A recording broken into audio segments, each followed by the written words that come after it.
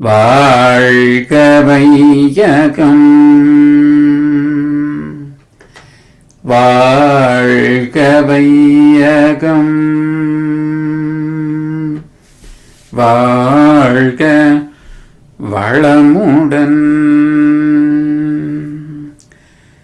சிந்தனையை உடல் நலத்தை சீரமைத்து உய்வித்து குருவை வாழ்க, குருவே துணை. வேதாத்திரியம் வாழ்க வளமுடன். இன்று வரை உலகில் தோன்றிய அனைத்து சித்தர்களும் ஞானிகளும் மகான்களும் மற்றும் வேதாத்திரிய கோட்பாடுகளை அர்ப்பணிப்புணர்வோடு அகிலமெங்கும் உணர்வாக்கிக் கொண்டிருக்கும் ஞான ஆசிரியர்களின் மதிநுட்பமும் குருவர்களோடு சூக்குமமாய் நம்மை சூழ்ந்திருந்து நாம் உய்வதற்கு துணை நிற்குமாக என்று சங்கல்பித்துக் கொண்டு இன்றைய தவ நிகழ்வை இறைவணக்கம் குரு வணக்கத்தோடு நாம் இனிதே துவங்குவோம். இறைவணக்கம் பாட அருள்நிதி வத்சலா சேஷாச்சலம் அம்மா அவர்கள். அம்மா இருக்காங்களா?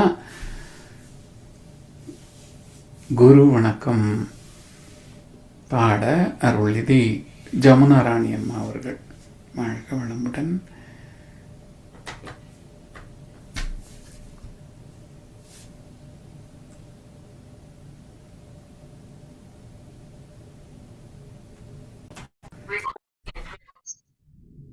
இறைவணக்கம். அழுத்தமெனும் உந்தாற்றல் ஒன்றை கொண்டே அணுமுதலாய் அண்ட கோடி அனைத்தும் ஆக்கி வழுத்தும் ஓர் அறிவு முதல் ஐந்தும் ஆறும் வகை வகையாம் உயிரினங்கள் தோற்றுவித்து முழு திறனுடன் காத்து முடிக்கும் மேலாம் முழுமுதற் பொருளே நம் அறிவாயாற்றும் பழுத்த நிலை வரும் வரையில் நீ நான் என்போம். பழுத்த நிலை வரும் வரையில் நீ நான் என்போம். பதமடைந்தோம் ஒன்றானோம் பரமானந்தம். பதமடைந்தோம் ஒன்றானோம் பரமானந்தம்.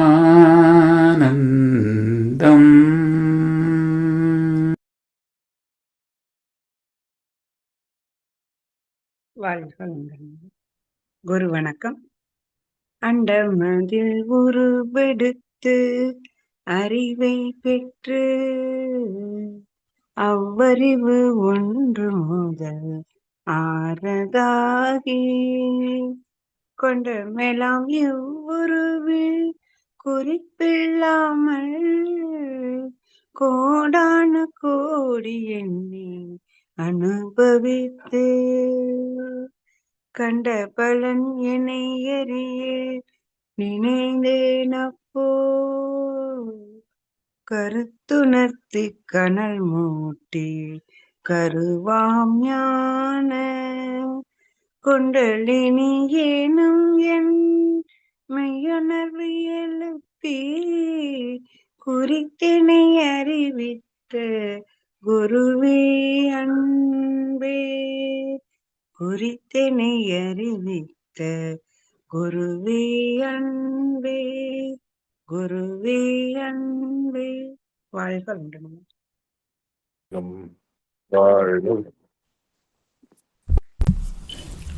வாழ்க குருவே துணை. வேதாத்திரியம் வாழ்க வளமுடன். இன்றைய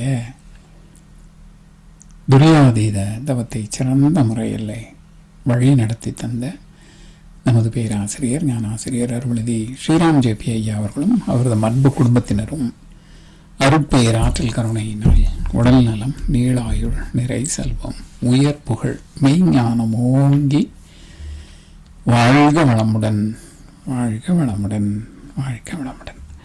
நன்றிகள் ஐயா. தொடர்ந்து வேதாத்திரிய கீதை தொடர் நற்சிந்தனைக்கு நற்சிந்தனை வழங்கிட மூத்த பேராசிரியர் ஞானாசிரியர் அருள்நிதி பழனிசாமி வேலுசாமி ஐயா அவர்களை அன்போடு அழைத்தமைவோம். வாழ்க வளமுடன் ஐயா. வாழ்க அமரனையா, வாழ்க.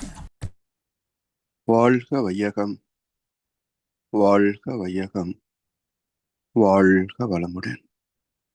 குரு வாழ்க, குருவே துணை. சான்ற பெருமக்களே, வேதத்திரிய கீதை தொடர் சிந்தனையின் 9வது அமர்வு, 2ஆம் அத்தியாயம் சாங்கியோகத்துடைய தொடர்ச்சியாக மேலும் சில ஸ்லோகங்களின் கருத்துக்களை பகிர்ந்து கொள்ள இருக்கின்றோம். சென்ற வாரம் 53வது ஸ்லோகம் வரைக்கும் நிறைவு செய்திருந்தோம்.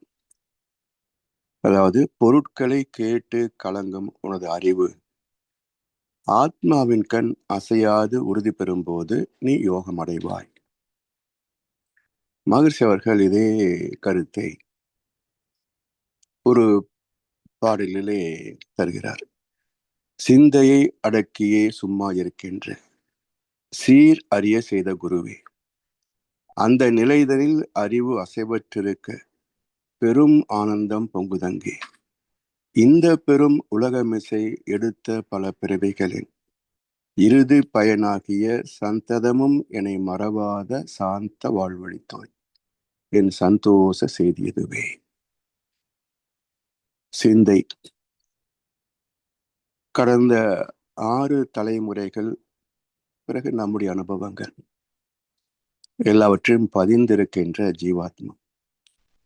அந்த பதிவுகளை அடக்க முடியாது. ஆய்ந்து நல்லவற்றை தேர்வு செய்வதற்குத்தான் சிந்தனை திறமாக மூளைத்திறம் அமைந்திருக்கிறது. அப்படி ஆய்ந்து தேவையில்லாத நேரங்களிலே சும்மா இருக்கின்ற சீர். இயற்கையின் அமைப்பே அமைதிதானே. சுத்தவெளியே பேரமைதி. அதனால் இந்த உடல் தேவைகளை முடித்த பிறகு, அதற்கான கடமைகளை செய்த பிறகு சும்மா இருப்பதுதான். ஆனால் அது முடிகிறதா? சும்மா இருந்தே சுகம் காண்பது அரிது என்றார் ஒரு சித்தர். அதை அறிகின்ற சீர் அறிய செய்த குருவே, குரு மூலமாகத்தான் அதை படுகிறோம். அந்த நிலைதனில் அறிவு அசைவற்று இருக்க. அறிவு அசையுமா? சுத்தவெளி நிலைத்த பொருள் அப்படின்றோம், பேரறிவு. அப்ப நிலைத்த இருந்திருந்தால் பிரபஞ்சம் எப்படி உருவாக இருக்கும்? ஸோ சேஞ்ச் அலோன் பர்மனன்ட் அப்படின்றது இந்த பிரபஞ்சத்திற்குள் நிகழ்கின்ற அனைத்திற்கும் மட்டுமல்ல, சுத்தவெளியே மாற்றம் பெற்றதனால் தானே பிரபஞ்சம் உருவானது. எனவே சுத்தவெளி நிலைத்ததாகவும் மாறுவதாகவும் அமைந்திருக்கிறது. மாறியது தொடர்ந்து மாறிக்கொண்டு இருக்கும். நிலைத்திருக்கின்ற பகுதி மாற்றம் உருவாகின்ற வரைக்கும் நிலைத்திருக்கும். அதனால் அறிவுக்கும் அசைவு உண்டு. அறிவின் அசைவே பரிணாமம். அறிவு அசைவற்றிருக்கின்ற நிலை சுத்தவெளி. அதோடு இணைந்த நம்முடைய அறிவும் பகுத்தறிவும் பேரறிவோடு கலந்து விட்டால் அதுவும் அசைவற்ற நிலைக்கு போய்விடும். அறிவு அசைவற்றிருக்க பெரும் ஆனந்தம். அதை விட வேறு எந்த வகையிலேயாவது ஒரு மனிதன் இன்பம் தூய்க்க முடியுமா? எல்லாமே சிற்றின்பங்கள் தான். அப்ப பேரின்பம் என்பது பேரறிவை சந்திக்கின்ற போது, அதோடு இணைகின்ற போது பெறக்கூடிய அனுபவமே பேரின்பம். இந்த பெரும் உலகமிசை எடுத்த பல பிறவிகளின், இவ்வளவு பெரிய உலகம் இந்த பிரபஞ்சம், அதுல ஒரு சின்ன இயக்கம் பூமி, அதுல பல கோடி மக்கள், அதுல நானும் ஒருவன். இதை ஒரு ஆழ்வார் சொல்லுவார், பெருமாளே உன்னை விட நான் பெரியவன் தெரியுமா? எப்படி? சிவனுக்கோ ஒரு பிறப்பு சிவராத்திரி, அம்பாளுக்கோ 9 பிறப்பு நவராத்திரி, உன் பிறப்போ 10 தசாவதாரம், என் பிறப்போ என்ன தொலையாதேனர். என் பிறப்போ என்ன தொலையாதே. ஸோ எத்தனை பிறகு கடந்து வந்திருக்கிறேன், எண்ணி சொல்ல முடியுதா? அதனால் உன்னோட நான் தான் பெரியவன். அது மாதிரி எடுத்த பல பிறவைகளின் இறுதி பயன் என்ன பிறவி தொடர் ஏன் நீள்கிறது என்றால், வினை பதிவே ஒரு தேகம் கண்டாய். எந்த அளவுக்கு தேவையற்ற பதிவுகளை ஆத்மாவிலே சேர்த்து கொண்டே போகிறோமோ, அந்த அளவுக்கு பிறவி தொடர் நீண்டு கொண்டே போகும். சரி, எப்போ இந்த பிறவி தொடர் அருகிறது என்றால், இந்த ஆத்மா எப்போது அவருடைய எடை குறைகிறதோ, பதிவுகளின் எண்ணிக்கை குறைகிறதோ, அந்த பிறப்பிலே தகுந்த குரு மூலமாக மீண்டும் பிறவாத நிலையை அடைகிறது. இறுதி பயனாகிய சந்ததமும் எனை மறவாத சாந்த வாழ்வழித்தோய். அந்த பிறவி முடிகின்ற வரைக்குமே வாழ்க்கை எப்படி என்றால், சந்ததமும் எனை மறவாத நான் யார்? இறைவனே பேரறிவே நானாக வந்திருக்கிறது. அப்ப என்னை மறவாத சாந்த வாழ்வழித்தோய், என் சந்தோஷ செய்தி இதுவே. எனவே இது இந்த 53வது ஸ்லோகத்துடைய மகர்ஷியுடைய கருத்து. அடுத்து 54வது ஸ்லோகம் என்ன சொல்கிறது? இப்ப அர்ஜுனன் கேட்கிறான், இதெல்லாம் பகவான் சொல்லி வருகின்ற போது அர்ஜுன் ஒரு கேள்வி எழுப்புகிறான். சமாதியில் நிலைத்த நிறைஞானியின் லட்சணம் யாது? உறுதியான அறிவுடையவன் எதை பேசுகிறான், எப்படி அமர்கிறான், எவ்வாறு நடக்கிறான்? இந்த ஸ்லோகத்தை இப்படியே பொருள் எடுத்தோம்னு சொன்னா, எங்க உட்கார்றாரு, எங்க நடக்கிறாரு, எதை சாப்பிட்றாரு, அது மாதிரி இருக்கும். அதெல்லாம் இந்த கேள்வியுடைய உட்பொருள் அதுவல்ல. சமாதியில் நிலைத்த நிறைஞானி. சமாதி என்றால் சமம் ஆதி, இறைநிலையோடு ஒன்றிய பக்குவம். அப்படி நிலைத்த நிறைஞானி, சுத்தவெளியோடு ஒன்றி கலந்து நிலைத்து விட்ட நிறைஞானி, அவருடைய இலக்கணம் என்ன? உறுதியான அறிவுடையவன். இப்படி நிலைத்த சலனமில்லாத அறிவை பெற்ற ஒரு நிறை ஞானி எதை பேசுகிறார், எப்படி அமர்கிறார், எப்படி நடக்கிறார்? இந்த சமாதி நிலைத்த நிறைஞானி இலக்கணம் என்ன என்பது கீதையில சொல்லல. மகர்ஷி ஒரு கவியில சொல்வார், அறிவில் அறிவாய் நிலைத்தோர், அறம் வகுத்தோர், அதை வாழ்ந்து காட்டினோர். இதுதான் ஒரு நிறைஞானியுடைய இலக்கணம். அப்ப இதுல என்ன சொல்கிறது? சமாதி நிலைத்த நிறைஞானி, அறிவில் அறிவாய் நிலைத்தோர். சரி, அவர் என்ன செய்கிறார்? அறம் வகுக்கிறார். தேவி நீதியோடு இணைந்து துன்பமில்லாத வாழ்க்கைக்கு வழி என்ன என்பதை வகுத்து தருகிறார். அதன்படி தான் வாழ்கிறார். அப்ப எதை பேசுவார்? தான் அறிந்த அனுபவத்தை பேசுவார். எப்படி நிலைத்து ஒரு இடத்தில் அமர்கிறார் என்றால், தான் வகுத்த தத்துவத்திலே நிலைத்து நிற்கிறார். எவ்வாறு நடக்கிறார்? அந்த தத்துவத்தை என்ன சொன்னாரோ அதன்படி வாழ்ந்து காட்டுவார். இப்படி இந்த பண்புகள் எல்லாமே நிறைஞானி இலக்கணம். 55வது ஸ்லோகத்துல மனதில் உள்ள ஆசைகளை எல்லாம் அகற்றி ஆத்மாவில் ஆத்ம திருப்தி அடைந்திருப்பவன் ஸ்தித பிரஜன் என்று சொல்லப்படுகிறான். மனதில் உள்ள ஆசைகள் எல்லாம் அகற்றி ஆத்மாவில் ஆத்ம திருப்தி அடைந்திருப்பவன் ஸ்தித பிரஜன். எப்போதும் ஆத்மாவின் கண் நிலைத்திருப்பது, அந்த ஆத்ம தரிசனத்திலேயே ஒன்றி விடுவது. அப்படி ஒன்றி விட்டால் உடல் தேவைகளே எதுவும் இருக்காதுங்க. எதை அடைய வேண்டும், எதை இழந்து போகின்ற ஆசை பயம் எதுவுமே இருக்காது. ஜீவசமாதி நிலை அது. அப்படிப்பட்ட பக்குவத்தை அடைந்தவர்களை ஸ்தித பிரஜன் என்று சொல்லப்படும். ஆத்மாவில் ஆத்ம திருப்தி என்பது, ஒரு உதாரணமா சொன்னோம் என்றால், கடல் நீர் ஆவியாகி வேகமாக மிதக்கிறது. பிறகு அது கனத்த மேகங்களாகி கருமேகங்களாகி மழையாக பெய்து ஆறு, ஏரி, குளம், ஓடை, இப்படி எத்தனையோ நிலைகளை கடந்தாலும் அதன் ஓட்டம் எங்கே முடிவு பெறுகிறது என்றால் தன் பிறப்பிடம். எனவே எங்கே இருந்து தன் பயணத்தை தொடங்கியதோ மீண்டும் அங்கே வந்து சேர்வது ஒரு வட்டம், ஒரு பூஜ்யம். அப்போ பிறப்பிலேயே தன்னை இணைத்துக் கொள்வது. இதுதான் பைபிள்ல returning back to Eden garden, தாயின் கருப்பையை மீண்டும் அடைவது எங்கே இருந்து வந்தோமோ மீண்டும் அங்கேயே அடைவது. இப்படி உருவான நீர் எப்படி கடலை போய் அடைகிறதோ அதே போல பிரம்மத்திலிருந்து தொடங்கிய பயணம், சுத்தவெளியிலிருந்து தொடங்கிய பயணம் மனிதனாக நிற்கிறது. 3/4 வட்டம், 6வது அறிவு. இந்த குறுக்கே திரும்பிய இந்த அறிவு அதை நேர்படுத்தி மீண்டும் பிறப்போடு துவக்க புள்ளியோடு இணைத்து விட்டால் இவன் ஸ்தித பிரஜன் ஆகிறான்.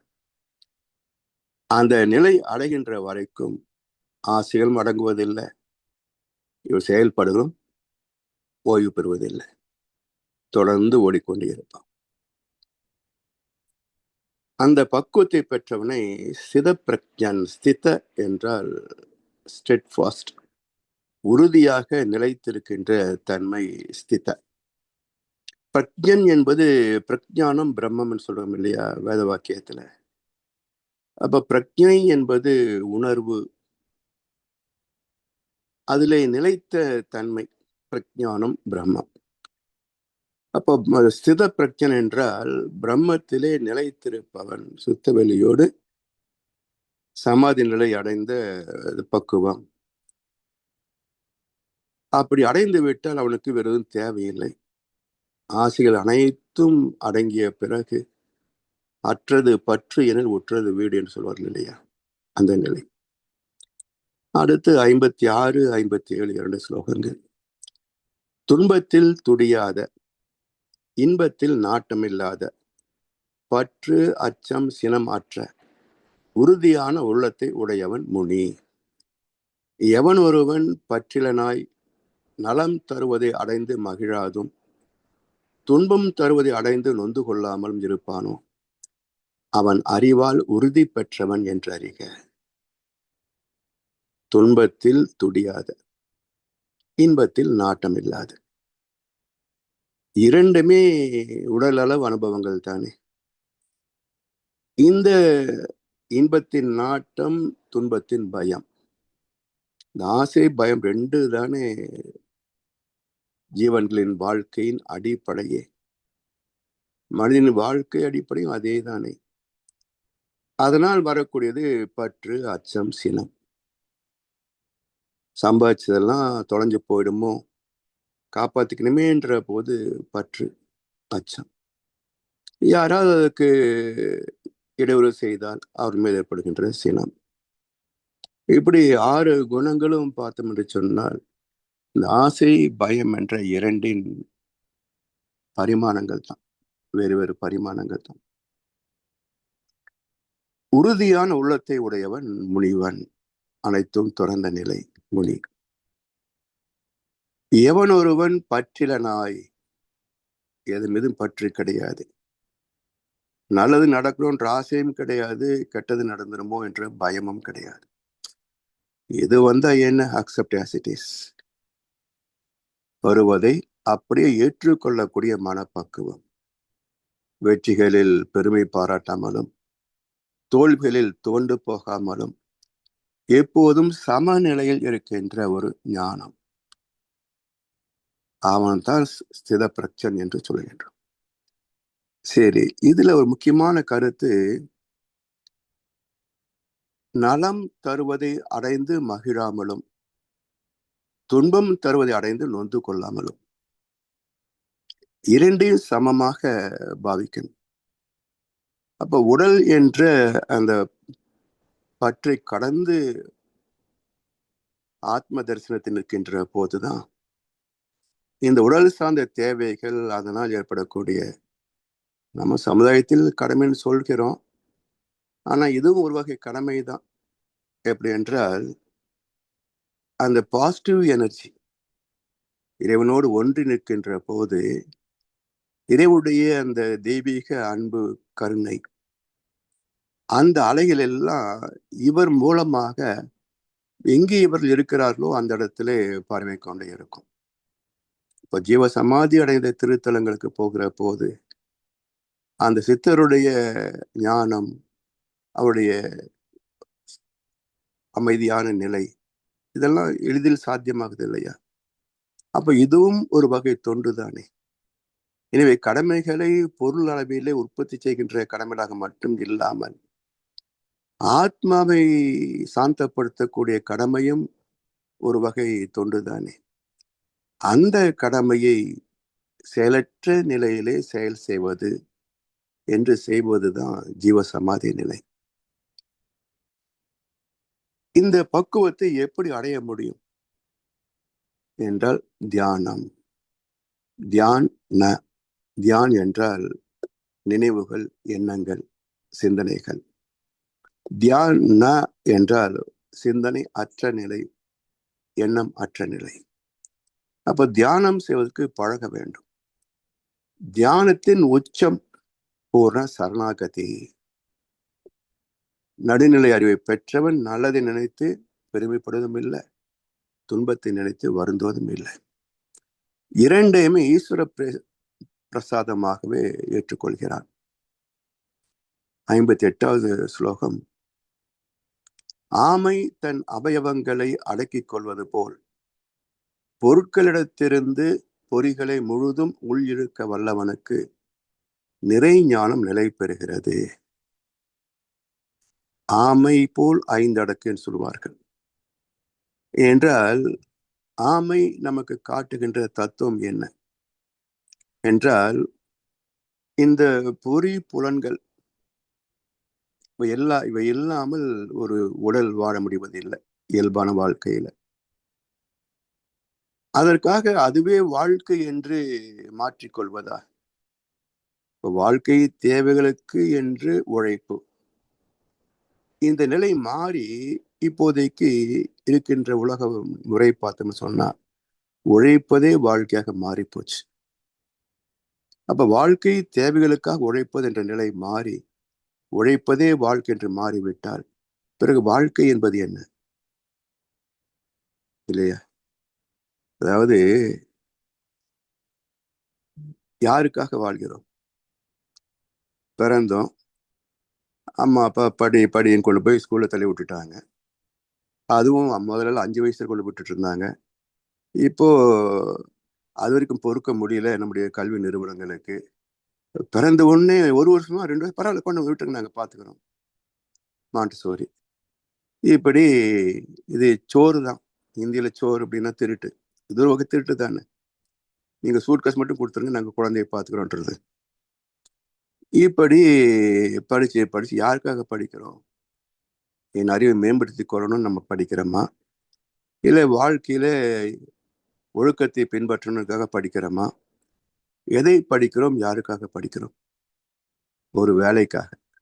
இப்ப யாரோ வேலை கொடுப்பாங்க, அவன் நம்மால ஒரு 100 ரூபாய் வருமானம் வருதுன்னு சொன்னா ஒரு 30-40 நமக்கு சம்பளமா கொடுப்பான். இதை வாங்கிட்டு மறுபடியும் அதே உற்பத்தி செய்த பொருட்களை வாங்கி இன்கம் டேக்ஸ் கட்டி பொருளை வாங்கி இவங்க லாபம் கொடுத்து அவனுக்கு வரியை கொடுத்து கடைசியில் என்ன மிச்சம்? பிபியும் சுகர் பிரச்சனையும். சுகரம் தான் பிரச்சனை மிச்சம். ரிட்டையர் ஆகும்போது நோய்கள் தான் மிச்சமா இருக்கும். இப்ப யாருக்காக வாழ்ந்தோம்? யாருக்காக படித்தோம்? யாருக்காக வேலை செய்தோம்? எங்க போச்சுங்க? இப்படி இதுவே ஒரு சமுதாய விதியாக மாறி போச்சு. எனவே நமக்காக நாம் வாழ்கிறோமா என்ற கேள்வியே இன்றைக்கு மறைந்து போன நிலை. ஆட்டு மந்தைகள் மாதிரி உலகம் எப்படி போகுதோ அப்படியே ஓடிக்கிட்டு இருக்கணும். ஏன்னா நமக்காக வாழ்வது இல்லை. அந்த தத்துவத்தை காட்டுவதுதான் ஆமை. எப்போ தேவையோ அப்ப பயன்படுத்து, எதுக்கு தேவையோ அதன் பயன்படுத்து, எவ்வளவு தேவையோ அந்த அளவுக்கு பயன்படுத்து. மற்ற நேரங்கள்ல அமைதியா தியானத்தில் இருக்கு. ஆமை எப்படி தியானத்தை காட்டுது அப்படின்னா, தவம் செய்கின்ற போது மூச்சு எண்ணிக்கை குறையும், இதய துடிப்பு எண்ணிக்கை குறையும். இயல்பில் 16 மூச்சுக்கு மேல வாங்குவோம். ஆழ்ந்து தவம் செய்ய செய்ய இந்த மூச்சின் எண்ணிக்கை குறைந்து கொண்டே வரும். ஆமை 1 நிமிஷத்துக்கு 1 மூச்சு தான் எடுக்கணும். அதனால் ஆமையின் ஆயுள் 300 வருஷம். துன்பம் இல்லாத வாழ்க்கை. நாம் 50-60 செத்து போறதுக்கு இந்த அவஸ்தைப்பட்டு இருக்கோம். இப்ப நம்மிலும் உயர்ந்தது ஆமை தானே. நிம்மதியா இருக்குது, 300 வருஷம் வாழுது. ஒரு நாளைக்கு முடிஞ்சு போகுது. அதனால் ஆமை நமக்கு ஏன் உதாரணமாக காட்டினார்கள் என்றால், அது இந்த வாழ்க்கை எப்படி வாழ வேண்டும் என்று கற்றுத் தருகிறது. ஒரு மூச்சு என்பது கிட்டத்தட்ட துரியாதீத நிலை, இறைவனோடு ஒன்றிய நிலை. அதுதான் பேரின்பம் என்று நமக்கு காட்டுகிறது. இப்படி இந்த வாழ்க்கை பற்றி ராமகிருஷ்ணர் பரமஹம்சர் சொல்கின்ற போது, நமக்கு 2 கையை ஆண்டவன் கொடுத்திருக்கிறான். எப்பொழுதும் ஒரு கையால் இறைவனை பற்றிக்கொள், மறு கையால் லௌகிக கடமைகளை ஆற்று. லௌகிக கடமைகள் முடிந்தவுடனே 2 கைகளால் இறைவனை பற்றிக்கொள். இப்ப மக்கள் என்ன செய்யறாங்க? 2 கையில பணத்தை பிடிச்சிட்டாங்க. ஒரு கையில பணம், இன்னொரு கையில பதவி. எப்பெல்லாம் கஷ்டம் வருதோ ஒரு கை விட்டுட்டு ஆண்டவனை பிடிச்சுக்கிறான். இவனுக்கு பேர் பக்தி மானு. இவனுக்கு பேரு பக்தி மானு. இந்த பக்தி எந்த கணக்குல சேர்க்கிறது? பட்டினத்தார் சொல்லுவார், கையொன்று செய்ய, செவி ஒன்று கேட்க, விழியொன்று நாட, மெய்யொன்று சார, இந்த பூஜை எவ்வாறு கொள்வ வினை தீர்த்தவனே. மந்தன் சொல்லிட்டே இருக்கிறாரு, இடையில அந்த தட்டுடுன்றாரு. மந்தன் சொல்லிட்டே இருக்காரு, இடையில அதை கொஞ்சம் எடுன்றாரு. இந்த பூஜை கணக்குல எதுல சேர்த்துக்குவேன்னு பட்டினத்தார் கேட்கிறார். இது மாதிரி இந்த வாழ்க்கை என்பது 2 கையிலும் பணத்தையும் பதையும் பிடிச்சுக்கிட்டான். எப்பெல்லாம் கஷ்டம் வருதோ அப்ப மட்டும் ஒரு கையில ஆண்டவன் பிடிச்சுக்கிறான். கஷ்டம் தீர்ந்த உடனே மறுபடியும் 2 கையில பணத்தையும் பதையும் பிடிச்சுக்கிறான். இது என்ன மனித வாழ்க்கைன்னு ராமகிருஷ்ண பரமாத்மா கேட்கிறார். எனவே இதுதான் இவற்றெல்லாம் சீரமைத்துக் கொள்கின்ற ஒரே வழிதான் ஞான மார்க்கம், ஞான வழி. இந்த ஒற்றை வழி இல்லை என்றால் ஆசைகளில் சிக்கிக்கொள்வோம். தவம் செய்வார் தம் கர்மம் செய்வார், மற்ற அல்லார் அவம் செய்வார் ஆசை உட்பட்டு. இங்க ஆசைகள் சிக்கிக்கொள்வோம் மட்டும் சொல்றது கீதை. ஆசை வந்தா என்ன வரும்? கூடவே பாவம் சேர்ந்தே வரும். எனவே தவம் செய்யவில்லை என்றால் அவம் செய்வான். அவம் என்றால் பாவம். பாவத்தை செய்ய தூண்டுகின்ற மனதுக்குத்தான் ஆண் கூட்டல் அவம் ஆணவம். ஆண் பெண். ஆண் என்பது ஆத்மா, மனிதன். அவம் என்பது துன்பத்தை தரக்கூடிய மனோநிலை. அதைத்தான் ஆண் கூட்டல் அவம் ஆணவம் என்று சொல்கின்றோம். அடுத்து 59வது ஸ்லோகம். இந்திரியங்களை தடுத்து வைப்பவனுக்கு விஷய அனுபவங்கள் இல்லை, ஆசை உண்டு. பரமாத்மாவை தரிசித்த பின் அவருடைய ஆசையும் அழிகிறது. இந்திரியங்களை தடுத்து வைப்பவனுக்கு விஷய அனுபவங்கள் இல்லை. எங்க அலுவலகத்தில் ஒரு நண்பர் இருப்பார். இன்னைக்காவது வெளியே சாப்பிட போன வச்சுக்கங்களேன், அவர்கிட்ட கேட்டா இந்த ஹோட்டல்ல தோசை நல்லா இருக்கும், இந்த ஹோட்டல்ல பூரி நல்லா இருக்கும், இந்த ஹோட்டல்ல மசாலா தான் சூப்பரா இருக்கும், இந்த ஹோட்டல்ல காஃபி ரொம்ப நல்லா இருக்கும், அத்தனை லிஸ்ட் அவர்கிட்ட கிடைக்கும். இது மாதிரி அது எல்லாம் போனதுனால தான் அனுபவம் கிடைச்சது. போகாதவனுக்கு என்ன அனுபவம் கிடைக்கும்? எனவே இந்திரியங்களை தடுத்து வைப்பவனுக்கு விஷய அனுபவங்கள் குறைவு. ஆசை உண்டு. பரமாத்மாவை தரிசித்த பின் அவருடைய ஆசையும் அழிகிறது. அதாவது இப்போ அகத்தாய்வு செய்யறோம், இதெல்லாம் தீயது தீயது, இதெல்லாம் நல்லது என்று தரம் பிரித்துக் கொள்கிறோம். அது செய்யக்கூடாது என்று அறிவுறுத்துகிறது. செய்து பழகிய மனம் இன்னைக்கு ஒரு நாளைக்கு கொஞ்சம் அப்படின்னு கெஞ்சுது. இப்போ இந்த ஆசை இருக்குத்தானே. தொடர்ந்து பயிற்சியிலே பக்குவம் அடைய அடைய அடைய ஒரு நாள் அந்த ஆசையும் அழிந்து போகிறது. அப்ப என்ன சுவை எப்படி இருந்தாலும் கூட இவ்வளவு போதும் என்று எல்லை கட்டி விடுகிறது. தேவைக்கு மட்டுமே பயன் கொள்கிறது. இப்படி இந்திரியங்களை தடுத்து வைப்பவனுக்கு அனுபவங்கள் இல்லை, ஆசை உண்டு. பரமாத்மாவை தரிசித்த பின் அந்த ஆசையும் அடங்கி விடுகிறது, அழிந்து போகிறது. சாமி இந்த ஒரு கவிதை சொல்லுவாங்க, இச்சை எனும் தீ எழுந்து எரியும் போது இயங்கும் உடல் கருவிகளால் அறிவை கொண்டு அச்சமர அனுபவத்தை அணைக்கலாகும். அதை தவிர வேறு வழி இல்லை. அதனால் நச்சு விலை இச்சைகளை விளைவிக்காத நல் ஒழுக்க வாழ்க்கைக்கு முறைவகுத்தேன் மனவளக்கலை. ஆசை மட்டும் இருந்தால் அடங்கி போகாது. ஆசை எழுந்த பிறகு அடங்குவது எங்கே? அதை நிறைவு செய்தால்தான் அடங்கும். அதனால் அந்த ஆசைகளே எழாத வரையிலே நச்சு விலை இச்சைகளை, உணவு, உழைப்பு, இதெல்லாம் இயற்கையோடு இணைந்த ஆசைகள். இங்கே ஆசை வேண்டாம்னு சொல்லப்படுகின்ற தத்துவ விஷயம் எல்லாமே பேராசையைத்தான் குறிக்கும். இயல்பான ஆசைகளை குறிப்பதில்லை, பேராசைகள். அதனால் அந்த பேராசை எழுந்தாலும் கூட அனுபவிக்காத வரைக்கும் எங்கே நிறைவு? ஓடிக்கொண்டே தான் இருக்கும். அதனால் இச்சை எனும் தீ, அது எப்படிப்பட்ட தீன்னா, இப்போ விறகு தீக்கு இடம் கொடுக்குது. காஞ்ச விறகு தானே தீ பிடிக்கும். நனைஞ்சு போன விறகுல தீ பத்த முடியுமா? அப்போ தீயை பற்றி கொண்ட அந்த விறகு என்ன ஆகுதுங்க? தன்னைத்தான் அழித்து கொண்டு சாம்பலா மாறி போகுது. அதே போல ஆசை என்பது நம்முடைய உயிரை அழிக்கின்ற ஒரு தீ. அதனால் இச்சை எனும் தீ எழுந்து எரியும் போது இயங்கும் உடல் கருவிகளால் அறிவை கொண்டு, மனதை கொண்டு அல்ல, அறிவை கொண்டு. அப்ப அறிவு தான் சிந்தித்து பார்க்கும், எதுக்கு இதுக்கு ஆசைப்பட்டோம், இது என்ன நமக்கு கிடைச்சது, இதுல நிறைஞ்சு போச்சா, மேலும் மறுபடியும் இது கேட்காதா என்றெல்லாம் அறிவை கொண்டு சிந்திக்கின்ற போதுதான் அதுல தெளிவு பிறக்கும். மனசு என்ன செய்யும்? அனுபவிக்கும், கொஞ்ச நேரம் கழிச்சு மறுபடியும் அதையே கேட்கும். அதனால் இச்சை எனும் தீ எழுந்தெரியும் போது இயங்கும் உடல் கருவிகளால் அறிவை கொண்டு அச்சமர அனுபவத்தை அணைக்கலாகும். பயத்தோடு அனுபவிக்கின்ற எதிலையாவது நிறைவு இருக்குமா பாருங்க? இருக்காது. அப்ப நிறைவு என்பது அச்சமர அனுபவத்தை அணைக்கலாகும். அதை தவிர வேறு வழி இல்லை. அதனால் ஆசைகளை அதன் போக்கிலே வளரவிட்டு விட்டோம் என்றால் அது தீ விறகை அழிப்பது போல ஆசைகளை நம்மை அழித்துவிடும்.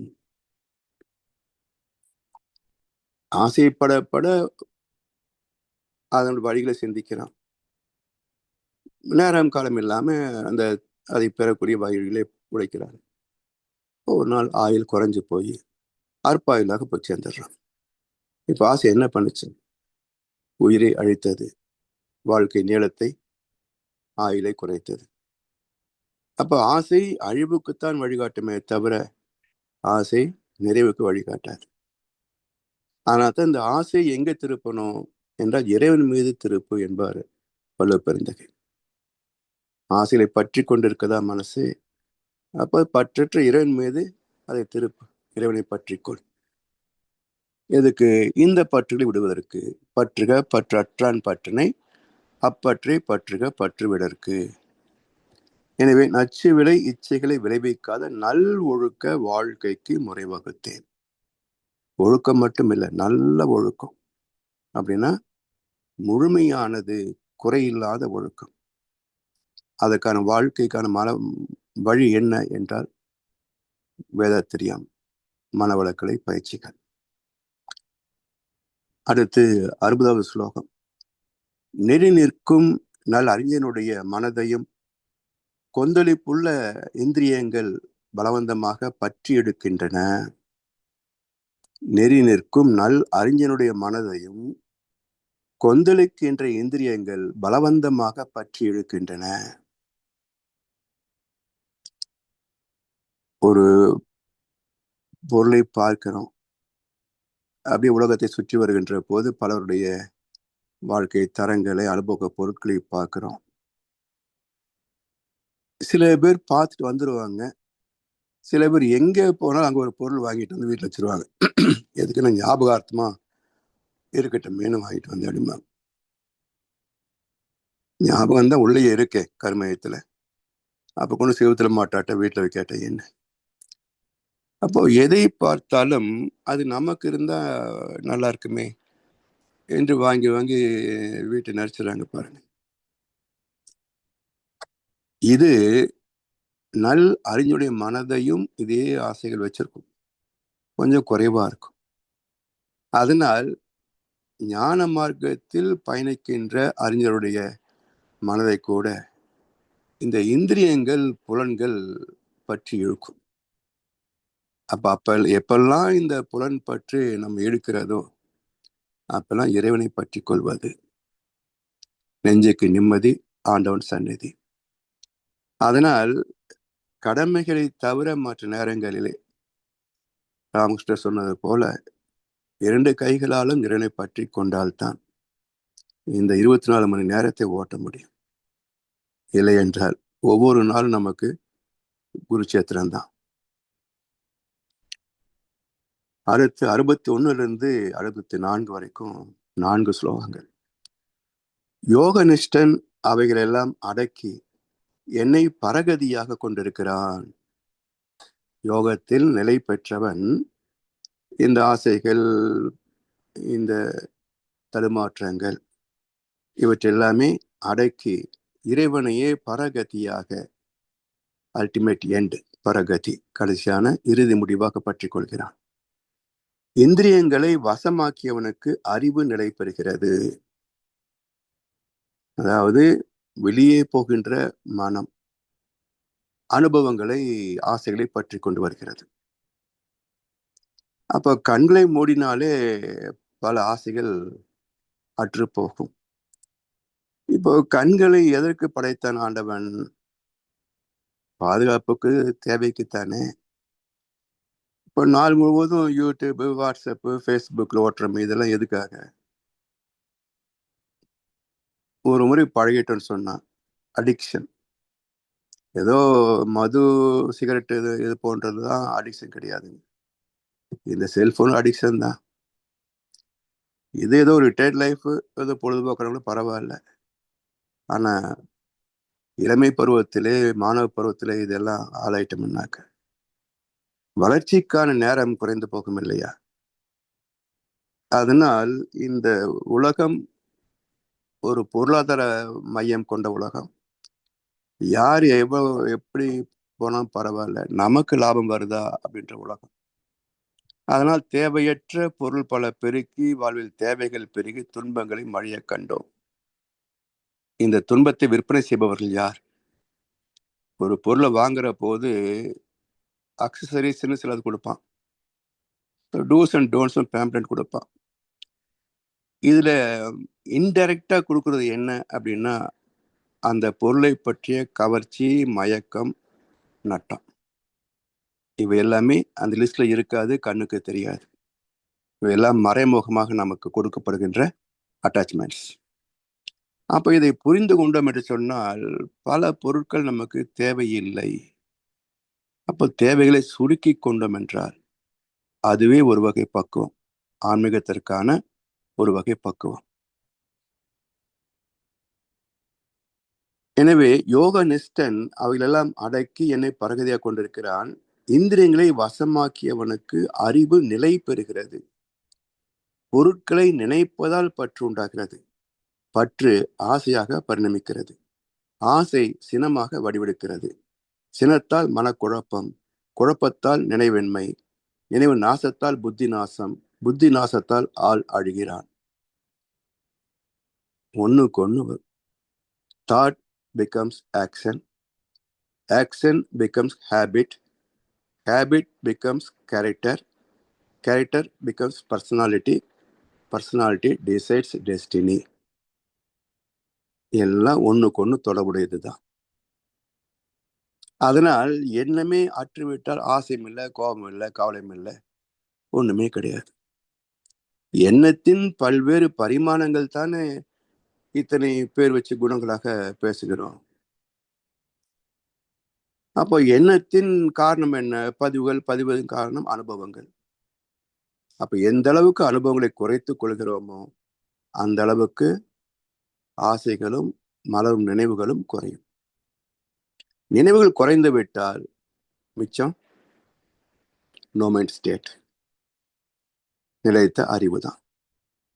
அதனால் நேரம் போகலையேன்னு சொல்லி ஊர் சுத்த ஆரம்பிச்சோம்னு சொன்னா மனம் ஆசைகள் உற்பத்தி செய்து கொண்டே போகும்.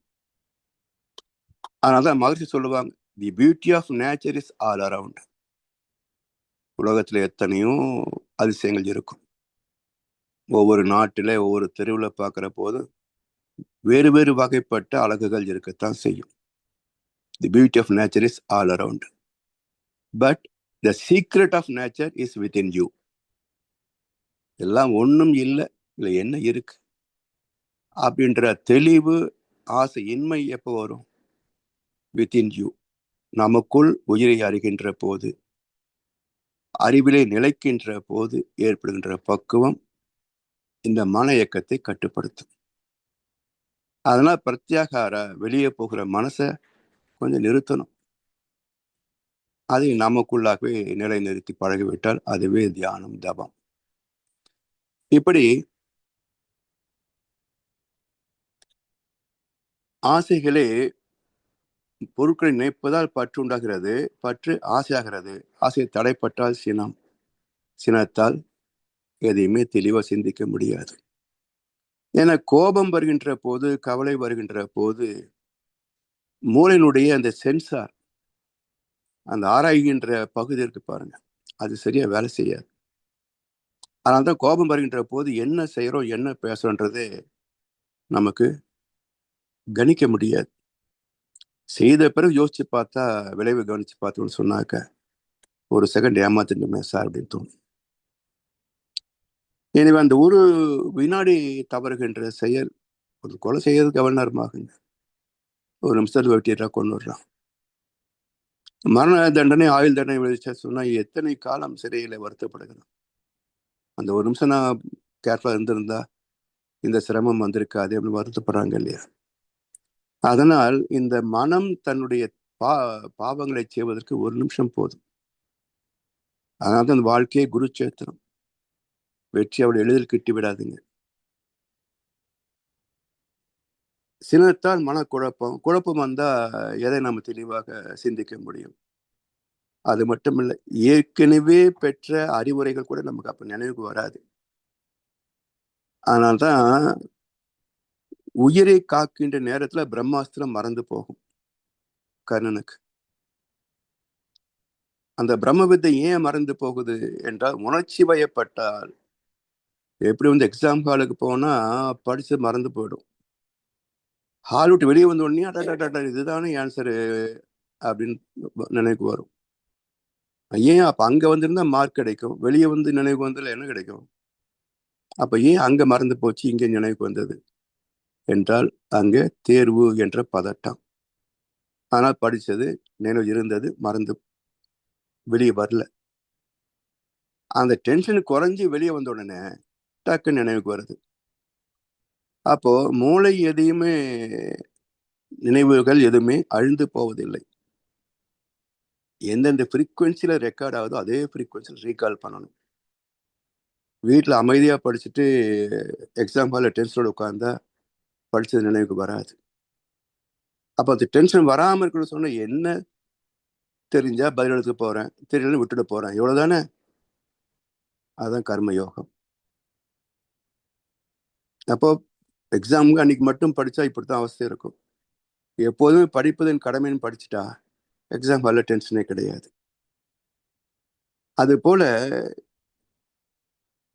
அந்த உணர்ச்சி வயப்படுகின்ற போது நினைவுகள் அற்று போகின்றன. படித்த ஞானம் அங்கே மறந்து போய்விடுகிறது. நினைவின்மை. நினைவு நாசத்தால் புத்தி நாசம், புத்தி நாசத்தால் ஆள் அழிவை சந்திக்கிறான். விருப்பு வெறுப்பு அற்றனவும் ஆத்மவசப்பட்டனவும் ஆகிய இந்திரியங்களால் விஷயங்களில் உழவுகின்ற மனவேந்தன் மன தெளிவடைகிறான். விருப்பு வெறுப்பு அற்ற நிலை, ஆத்மவசப்பட்ட நிலை. விருப்பு வெறுப்பு இல்லைன்னா ஆத்மவசப்படுகிறோம். ஆத்மவசத்தில் நின்று விட்டால் விருப்பு வெறுப்பு இருக்காது. வெளிச்சம் இருந்தா இரவு இல்லை, இரவு இருந்தா வெளிச்சம் இல்லை. ரெண்டு சந்திக்கணுமே. என்ன சொல்லுவோம்? சந்தியாவந்தனம். இரவும் பகலும் சந்திக்கணும். எப்போ சந்திக்கும்? அந்த பாலம்தான் விசிஷ்டாத்வைதம். அதான் பயிற்சிகள். அப்ப இரண்டையும் சமன்படுத்தக்கூடிய பயிற்சியில தொடங்கி பக்குவத்தை நோக்கி முன்னேறணும். அதனால் விருப்பு வெறுப்பு அற்ற நிலை, அதுவே ஆத்மவசம். இந்த இந்திரியங்களால் விஷயங்களில் உழவுகின்ற மனவேந்தன் தெளிவு அடைகிறான். இந்த ஆத்மவசப்பட்டு விட்டால் இந்த விருப்பு வெறுப்பெல்லாம் அழிந்து போகிறது. அப்போ விருப்பு வெறுப்பு இல்லைன்னு சொன்னா மனசுல குழப்பம் இல்லை. குழப்பம் இல்லைன்னா தெளிவு தானே மிச்சம். ஆனால் தெளிந்த நாள் அறிவு வேண்டும் என்று பாரதியார் சொன்னது போல அறிவு தெளிவு பெறுகிறது. மனம் என்ற குழப்பத்திலிருந்து விடுதலை பெற்றுவிட்டால் அறிவு தெளிவு பெறுகிறது. அந்த ஆத்ம தரிசனத்திற்கு என்ன வழி என்றால் சந்நியாசம். அதாவது நியாசம் என்பது சப்ளிமேஷன். இப்போ கற்பூரம் இருக்கு, அது காற்றில் அடையாளம் தெரியாம கரைஞ்சு போகுது இல்லையா? அதான் நியாஸ். சந்நியாஸ் என்றால் சோல் சப்ளிமேஷன். ஆத்மா இருக்கிறதே மறந்து போவது. எப்படி போச்சுன்னா தெரியாது. அதான் அஜ்ஞான வாசம் என்று 13வது வருஷம் பாண்டவர்கள் இருக்க வேண்டிய கட்டாயம். அப்ப அஜ்ஞானவாசம் இருந்தால்தான் குருச்சேத்திரத்தை வெற்றி பெற முடியுமே தவிர அஜ்ஞானவாசத்தில் தோற்றுவிட்டால் குருச்சேத்திரமும் தோத்து போயிடும். எனவே மனிதன் நான் செய்கிறேன் என்ற அந்த உணர்வு இல்லாமல் இறைவன் வசத்திலே, அறிவின் வசத்திலே தன் கடமையாகவே கர்ம யோகமாக செய்தால்தான் அது அஜ்ஞானவாசமாக இருக்குமே தவிர நான் செய்கிறேன் என்ற உணர்வு இருக்கின்ற வரைக்கும் அது வனவாசமாகத்தான் இருக்குமே தவிர அஜ்ஞானவாசமாக இருக்காது. அடுத்து 65 68 வரைக்கும் ஒரு 4 ஸ்லோகங்கள். மன அமைதியில் மனிதனது துன்பங்கள் அனைத்தும் ஒழியும். மன அமைதியில் அனைத்து துன்பங்களும் ஒழிந்து போகிறது. அவனுக்கு அறிவு விரைவில் ஆத்மஸ்வரூபத்தில் நிலை பெறுகிறது. மன அமைதி வேற, ஆத்மஸ்வரூபம் வேற இல்ல. முழுமையாக அமைதி பெற்றுவிட்டால் அமைதி என்பது ஆத்மஸ்வரூபம் தானே. சுத்தவெளி இயக்கம் இல்லை, அமைதி இயக்கம் இல்லை. அப்ப இயக்கம் இல்லாத அமைதிக்கு என்ன பேரு? அதனை ஸ்தித பிரக்ஞன், இறைநிலையோடு ஒன்றிய பக்குவம். அதனால் அவனுக்கு அறிவு விரைவில் ஆத்மஸ்வரூபத்தில் நிலை பெறுகிறது. மனம் அடங்காதவனுக்கு ஆத்ம போதம் இல்லை, ஆத்ம பாவனையும் இல்லை. முதல்ல பாவனை, அப்புறம் தானே என்ஜாய்மெண்ட். எனவே பாரதி என்ன சொல்றாரு? அந்த அசம்ஷன், பாவனை ஒன்றே போதுமடா பரவநிலை அடைவதற்கேன்னு சொல்றாருல்ல. முதல்ல அந்த அசம்ஷன், பாவனை, அதிலிருந்து அடையக்கூடிய பக்குவம் அது ஆத்ம போதம். எனவே மனம் அடங்கவில்லை என்றால் பாவனை செய்ய முடியாது. அந்த பாவனைக்கு மூலப்பொருளாகிய அந்த அனுபவத்தையும் பேரின்பத்தையும் தூக்க முடியாது. ஆத்ம தியானம் இல்லாத அவனுக்கு சாந்தி ஏது? இப்ப வரணும்னு சொன்னா என்ன செய்யணும்? ஆத்ம தியானம், குண்டலினி யோகம் செய்யணும். ஆத்ம தியானம் இல்லாத அவனுக்கு சாந்தி கிடையாது. சாந்தி இல்லாதவனுக்கு இன்பம் ஏது? மனசுல அமைதியே இல்லைன்னா அது குழப்பமும் தவிப்புமாகத்தான் இருக்கும். தவிப்புள்ளவனுக்கு அமைதி எப்படி கிடைக்கும்? அலைகளிலே நிலைத்தன்மை இருக்குமா? நடுக்கடலிலே கடல் அமைதியா இருக்குது, கரையோரங்களில் அலைகள் தாக்கி கொண்டேதான் இருக்கும். அலைகள் எப்போ ஓயும், எப்போ தவம் பண்ண முடியும்? அலைகள் ஓய்ந்த பின் ஆடுவோம் நீரென காத்திருக்கின்றேன். அலைதான் ஓயுமோ? ஆண்டவன் தந்த விலைதான் தீருமோ என்றார் கண்ணதாசன். அது மாதிரி எப்போ அலைகள் ஓய்வது, எப்போ கடல்ல குளிக்கிறது? அதனால் அலைகளை சந்தித்து தான் ஆழ்கடலுக்கு போக முடியுமே தவிர கடற்கரையிலே நின்றுகிட்டு இருந்தா எப்படி ஆழ்கடல் அமைதியை அனுபவிக்க முடியும்? அது போல கரையில நிக்கிறோம். மன அலைகள் பார்த்துக்கிட்டே இருந்தோம்னா உள்ள போக முடியாது. இந்த அலைகளை கடந்து தான் ஆழ்கடலுக்கு போய் ஆகணும். அதே போல அலைகின்ற மனதை கடந்து தான் நிலைத்த அறிவுக்கு போய் ஆகணும். அப்போ இந்த அலைகின்ற மனதை அடக்குவதற்கு என்ன வழி? அதான் ஆத்ம தியானம், குண்டலி தவம். எனவே ஆத்ம தியானம் இல்லாத அவனுக்கு சாந்தி ஏது? சாந்தி இல்லாதவனுக்கு இன்பம் ஏது? அலைகின்ற இந்திரியங்களை பின்தொடரும் மனம் அவனது விவேகத்தை அறிக்கிறது. அலைகின்ற இந்திரியங்களை பின்தொடரும் மனம். இந்த இடத்துல இந்திரியங்கள் என்பது கர்மேந்திரியங்கள் அல்ல, ஞானேந்திரியங்கள். இந்த ஞானேந்திரியங்களிலே ஆபத்தானது கண்ணுதான். ஏன்னா இதுல தொல்காப்பியத்துல சொல்றதாக கருத்து கேட்டேன். மற்ற பொருள்கள் எல்லாமே நின்று பற்றும் பொறி. ஓசை காதுல விழுந்தாதான் அது உணரும். வாசனை மூக்கை தொட்டாதான் உணரும். உணவு நாக்கை தொட்டாதான் உணரும். யாராவது தொட்டாதான் ஸ்பர்சம் உணரும். இவை நான்குமே நின்று பற்றும் பொறி.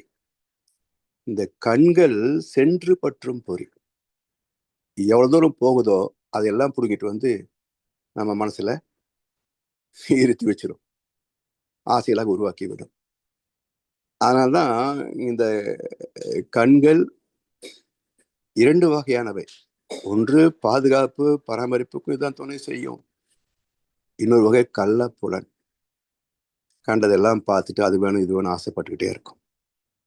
அதனால்தான் பைபிள் ஒரு அற்புதம் வசனம் உண்டு. நீங்கள் குருடராய் இருந்திருந்தால் பாவம் இராது, பார்க்கிறோம் என்கிறபடியால் பாவத்தை செய்தீர்கள். அப்ப பார்த்ததுனாலதான் ஆசை வந்தது. பார்க்கலன்னு ஆசை வராது இல்லையா? அப்ப குருடராய் இருந்திருந்தால் ஆசை இல்லை, அதனால் பாவமும் வந்திருக்காது. பார்த்ததுனால தான் ஆசைப்பட்டீங்க, ஆசை வந்தனால தான் பாவம் செஞ்சீங்க. அருமையான வசனம் பைபிள்ல. அது போல இந்த கண்கள் இருக்கிறத சென்று பற்றும் பொறி. இது ஊருக்கு எல்லாம் பார்த்துட்டு எனக்கு அது மாதிரி இது மாதிரி கேட்டுக்கிட்டே இருக்கும்.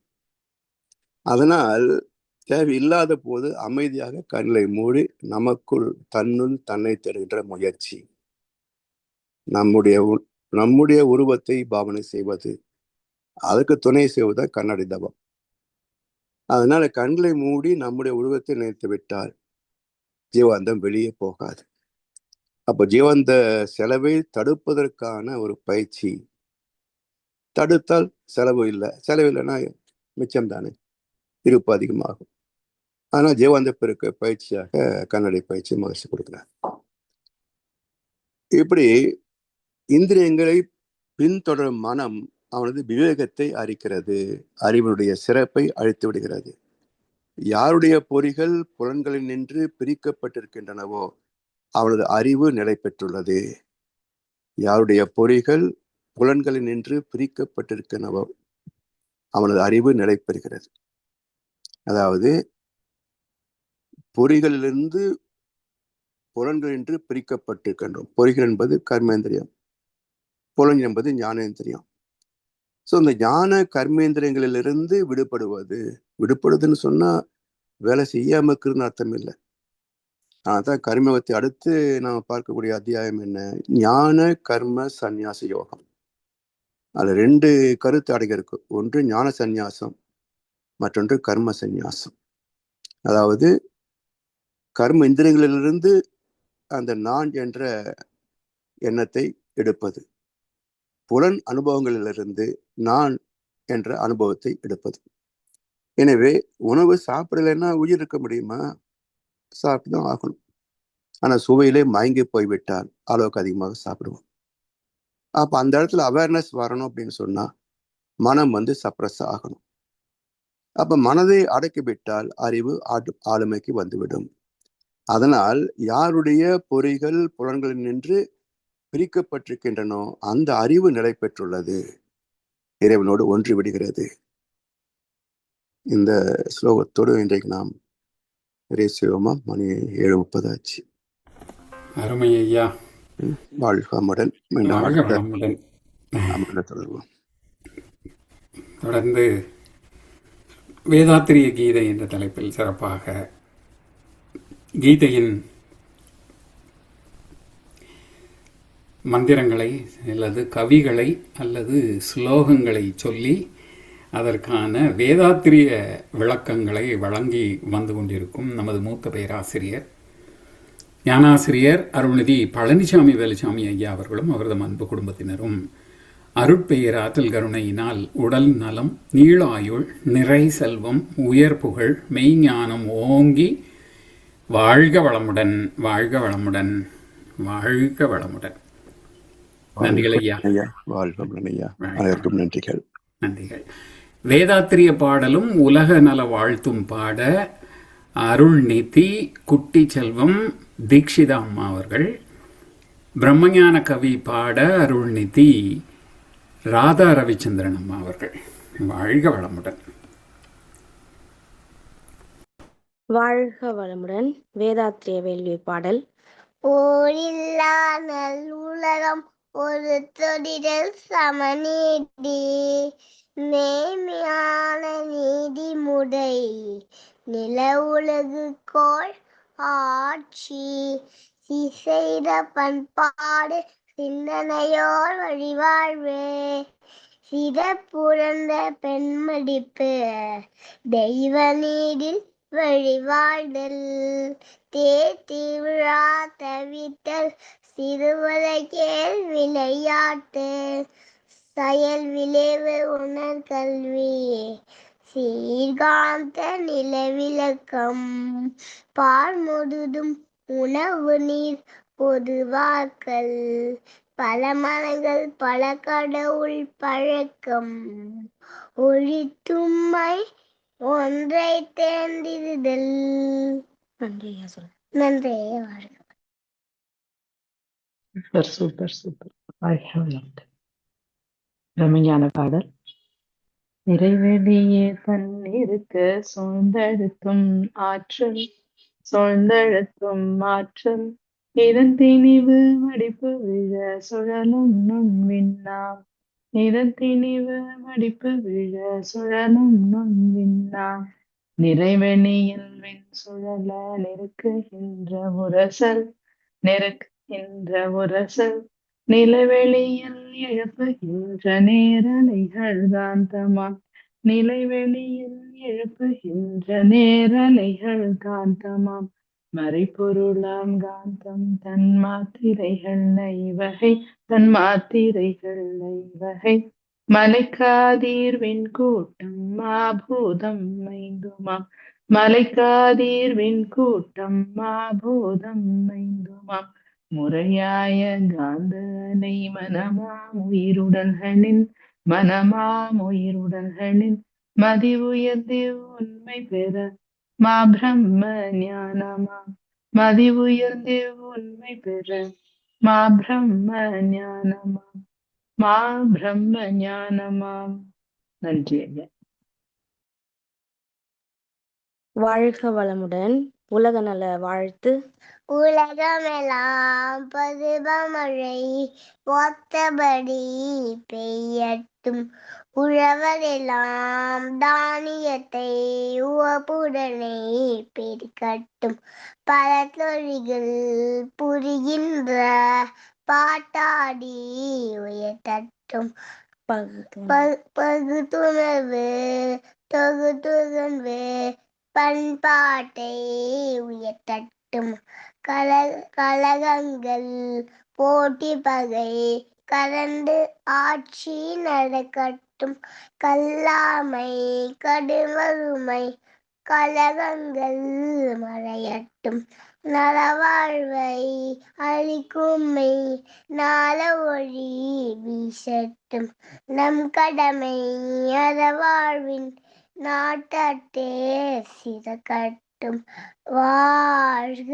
வையகம், வாழ்க வளமுடன். நன்றி ஐயா. வாழ்க வளமுடன். வாழ்க வளமுடன் தீட்சிதா, மிகச் சிறப்பு. வாழ்க வளமுடன். வாழ்க வளமுடன். வாழ்க வளமுடன். வாழ்க வளமுடன் குட்டி, வாழ்க வளமுடன். வாழ்க வளமுடன். இன்றைய தவத்தில் கலந்து கொண்ட நண்பர்கள், தவத்தை வழிநடத்திய நற்சிந்தனை வழங்கிய வளர்கள் பாடியர் அனைவரும் வாழ்க வளமுடன். அவர்களின் அன்பு குடும்பம், அவர்களின் உடல் நலம், மனவளம், பொருள் வளம், பொருள் தொண்டு, ஆன்மீக தொண்டு, வாழ்க வளமுடன், வாழ்க வளமுடன், வாழ்க வளமுடன். இத்துடன் இன்றைய காலைதவம் நிகழ்வு மகிழ்வோடும் நிகழ்வோடும் இனிதே நிறைவு பெறுகிறது.